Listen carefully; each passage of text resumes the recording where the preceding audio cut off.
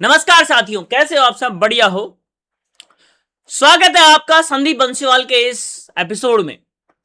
मैं क्यों बोल रहा हूं कि आजकल हमारे यहां पे एक नया आंदोलन स्टार्ट हुआ है जिसका नाम है क्या? रिजर्वेशन हटाओ आंदोलन। बिल्कुल हटाइए, हम भी इसके पक्ष में हैं। मजाक की बात नहीं। तुम्हें लग रहा होगा कि सर तो मजाक करते हैं। नहीं, मैं एक्चुअल में इसके पक्ष में हूं। लेकिन रिजर्वेशन फिर सभी जगह से हटाना है आपको, है ना। उसके साथ साथ में आपको जातिवाद खत्म करना है, क्योंकि अगर आप दवाई देना बंद कर रहे हो तो फिर उसकी बीमारी भी तो खत्म करनी चाहिए ना। बीमारी तो खत्म हुई नहीं है, अब आप दवाई बंद कर दोगे तो फिर कहां से बेचारा आदमी सरवाइव करेगा। इसलिए दवाई बंद करो। हम खुद परेशान हो गए हैं दवाई लेते लेते यार। एक व्यक्ति कब तक दवाई लेगा बताओ मुझे? मन खराब हो जाता है ना। तो बीमारी से छुटकारा पाना जरूरी है, इसलिए बात करते हैं बीमारी पे। पहले तो मैं आपको बता दूं कि ये दवाई किस किस के चल रही है ना, क्योंकि हमें लगता है कि हम ही बीमार हैं। देखो दवाई कहां कहां चल रही है। ये दवाई चल रही है बेटा भारत में चल रही है। पहले तो SC ST OBC EWS के लिए आरक्षण है यहाँ पे, ठीक है। अमेरिका में चल रही है, कहां किस किस के लिए?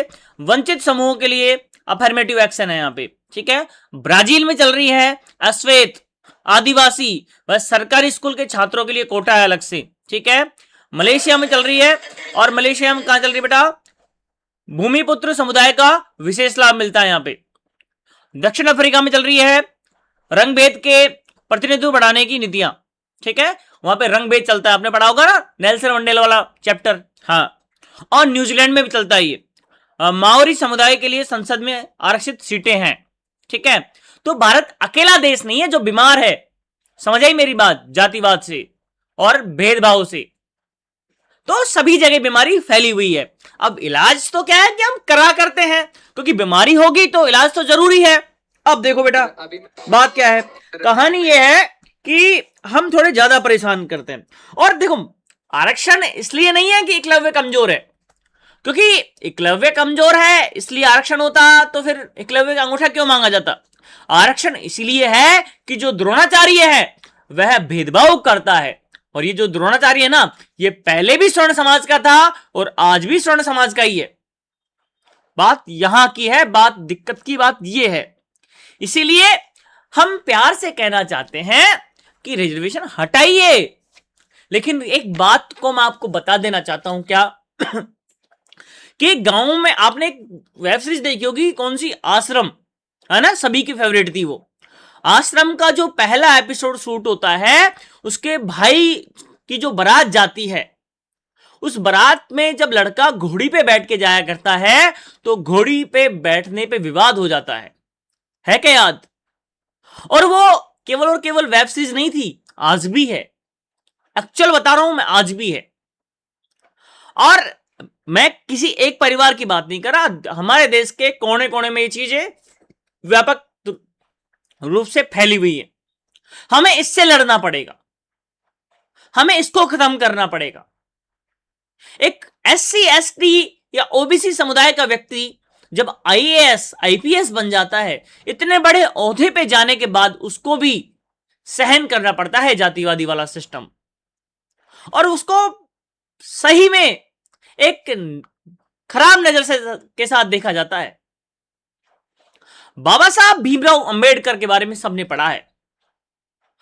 कहते हैं ना कि उसको स्कूल का जो मटका था वहां से पानी पीने की इजाजत नहीं थी। क्यों नहीं थी? मास्टर, एक बार उनके चेकिंग में एक व्यक्ति आया और व्यक्ति ने कहा कि बताओ ऐसा क्या है जिसे हम देख तो सकते हैं बट छू नहीं सकते। किसी ने कहा चंद्रमा, किसी ने कहा सूरज, किसी ने कहा कुछ और, किसी ने कहा कुछ और बाबा साहब भीमराव अम्बेडकर ने कहा कि ये पानी का मटका, इस पानी के मटके को मैं देख तो सकता हूं बट छू नहीं सकता। तो ये स्थिति से गुजरे हैं लोग। अभी कॉकरोच जनता पार्टी का प्रोटेस्ट चल रहा था और उस टाइम पे इसको फॉलो करने वाले 22 मिलियन लोग थे।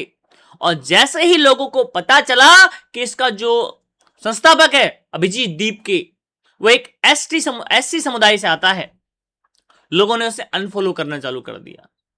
समझे मेरी बात? लोगों ने उसके अलग अलग कनेक्शंस निकालना चालू कर दिए, लोगों ने उसकी कमियां निकालना चालू कर दी।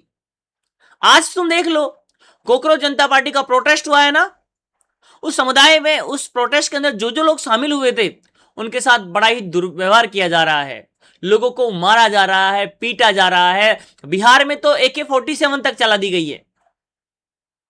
ये हालात है। मैंने एक आरक्षण पे रील डाली थी कि मिटा दो और कुछ बात बोली थी, उसमें जाके तुम कमेंट देख लेना, तुम्हें पता चल जाएगा कि आरक्षण क्यों जरूरी है। स्वर्ण समाज कब तक?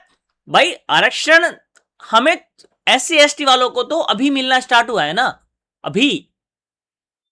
स्वर्ण समाज तो कब से आरक्षण लेता आ रहा है? हजारों सालों से। हजारों सालों से शिक्षा पे 100% आरक्षण था।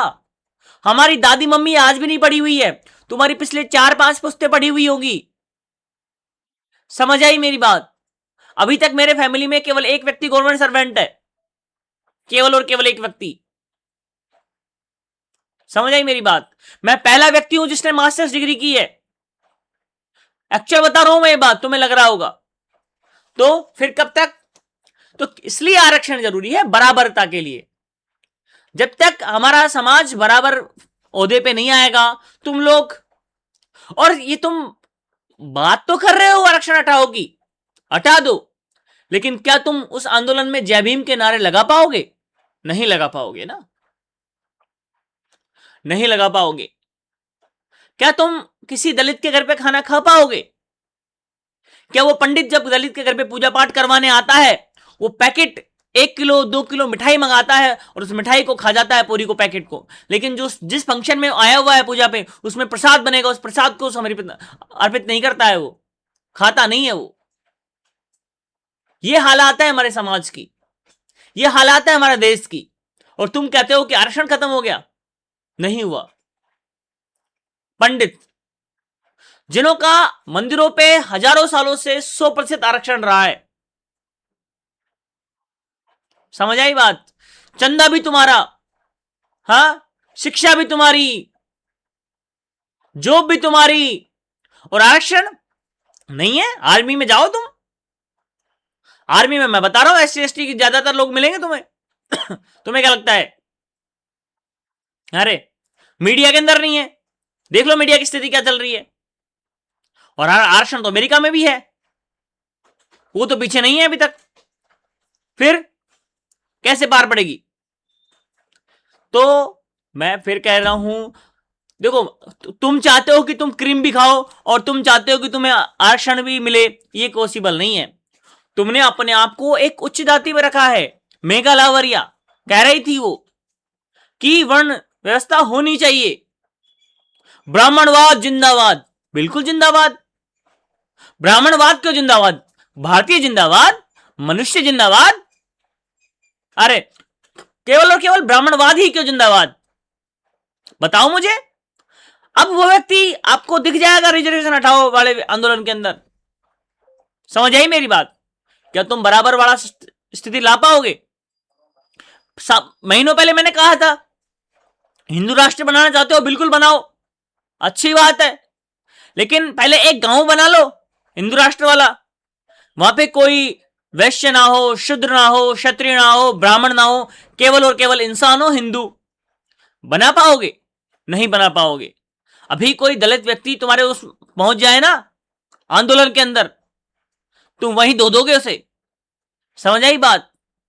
ये हालात है हमारे भारत की। और बात करते हो कि आरक्षण हटाएंगे, अरे आरक्षण हटाओ, बिल्कुल हटाओ, लेकिन मैं फिर बता रहा हूं, ये बीमारी नहीं है। बीमारी खत्म करो ना, बीमारी तो तुमने शुरू करी थी। क्या मजबूरी रही होगी इस व्यक्ति की जिसने ये आरक्षण जैसी चीजें हमें देके गया, SC/ST को देके गया? क्या मजबूरी रही होगी? कितनी प्रताड़ना झेला होगा वे व्यक्ति उस टाइम पे। आज तो हमारा संविधान है, उसमें उस टाइम पे आज भी तुम कितना परेशान करते हो SC/ST लोगों को। उस टाइम पे तो ना संविधान था, ना उसके पास कुछ संसाधन थे, फिर भी वह लड़ा था व्यक्ति। समझ आई मेरी बात? आज कोई व्यक्ति मंदिर में जाके जय श्री राम का नारा लगा सकता है, लेकिन जय भीम का नारा नहीं लगा सकता।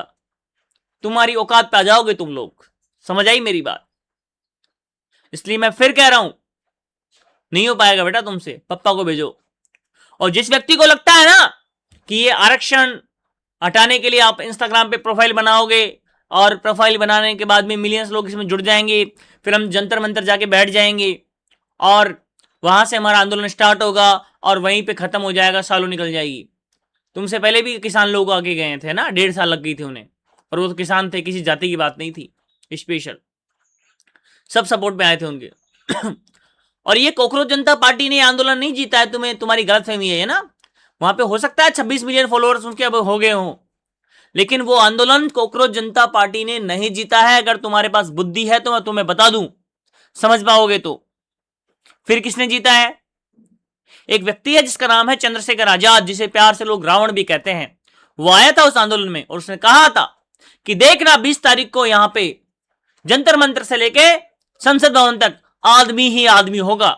उसका वो वाक्य, वहीं से प्रोटेस्ट जीते थे हम लोग। और तुम तो ये प्रोटेस्ट किसके अगेंस्ट करने वाले हो? किसके अगेंस्ट? उसी व्यक्ति के अगेंस्ट। तो जीत पाओगे? मैं डिमोटिवेट नहीं कर रहा हूं, करो, कोई बात नहीं, जीतो यार, हम तो खुद चाहते हैं। परेशान हो गए इस चीज से, परेशान हो गए। लोग पूछते हैं किस जात से हो, किस जात से हो। अरे जात ना पूछो साधु की, पूछ लीजिए ज्ञान। मोल लगाओ तलवार का, पड़ी रहने दो म्यान। हमें तो मतलब ही नहीं है म्यान से, तुम खुद ही सजाते हो म्यान को। तुम्हें अपनी जाति पे भी गर्व करना है, तुम्हें आरक्षण भी, फिर लोगों के आरक्षण से भी दिक्कत है और खुद भी आरक्षण लेके बैठे हुए हो। ये कैसे चलेगा बउआ? अरे बउआ, कैसे चलेगा, कैसे?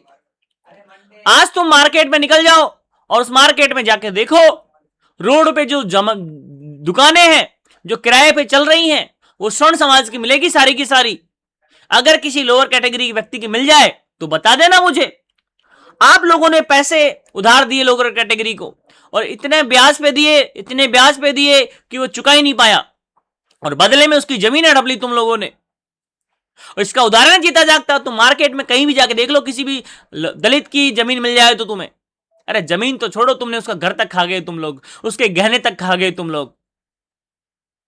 हाँ, मेरी माता जी कहती है मेरे जो गहने थे खा गए। बाद में कहते थे कि भाव बढ़ गया, अब नहीं देंगे। कैसे? खंदी सिस्टम चलता है गांव में, खंदी, खंदी बोलते हैं, खंदी। जो एक पैसा इकट्ठा करके एक व्यक्ति को दे दिया जाता है, उस खंदी में कौन चलाता है? वो स्वर्ण समाज चलाता है आज भी।